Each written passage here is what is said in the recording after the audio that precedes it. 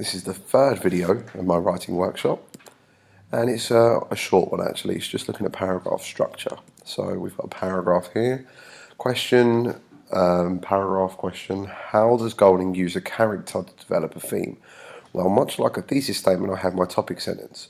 Golding uses Ralph to develop the theme of human nature by writing him as a flawed protagonist, an imperfect protagonist, representing the good and bad in all of us.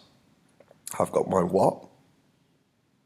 He uses Ralph to develop the theme of human nature, and I've gone a step further and I've answered why.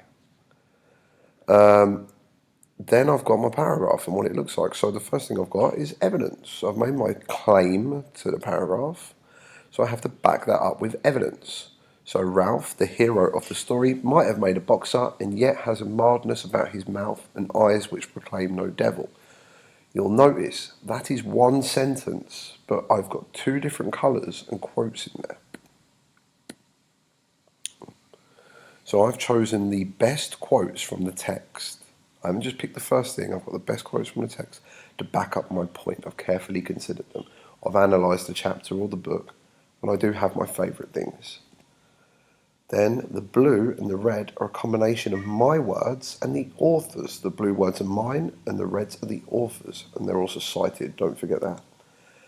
This is basically giving the context of the evidence and embedding the quotes into my summary and paraphrase context. So the things I wanted to quote were, might have made a boxer, a mildness about his mouth and eyes which proclaim no devil. That's what I want to talk about. But on their own, that doesn't make sense. So I had to embed this. Now, I'll have a video on this after. But essentially, it's one question. Ralph, the hero of the story, we know who Ralph is now. I've just said who he is. Might have made a boxer, and yet has a mildness about his mouth and eyes which proclaim no devil. One sentence. Then I'll analyse.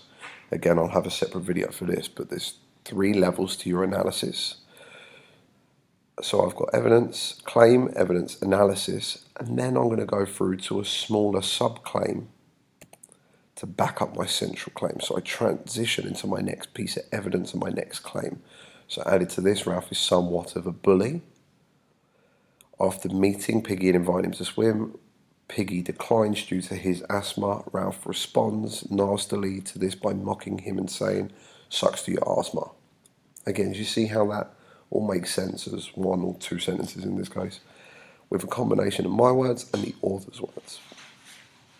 I analyse, talk about the metaphor, what it means, how it develops the theme, how it links to the author himself, and then I go into my third point.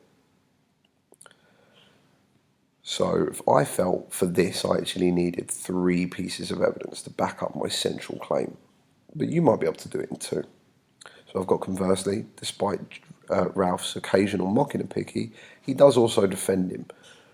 So I transitioned into my next point. When Jack meets Piggy, he verbally attacks him, telling him to shut up, fatty. Ralph immediately comes to Piggy's aid by saying he's not fatty, he's Piggy. So again, 2 sentences with a combination of my words and the author's words that make sense as a whole sentence. And I've cited properly. Then I've given a proper analysis, and finally I close my paragraph by restating my topic sentence in a different way. So Golding uses Ralph to develop the theme of human nature by writing him as a flawed protagonist representing the good and bad in all of us. In sum, whilst Ralph is definitely not an evil character, he is not without his faults, building upon the theme of human nature. There you go. That's a paragraph. So over the next couple of videos, I'll break down the evidence and I'll break down the analysis for you. Thanks for watching.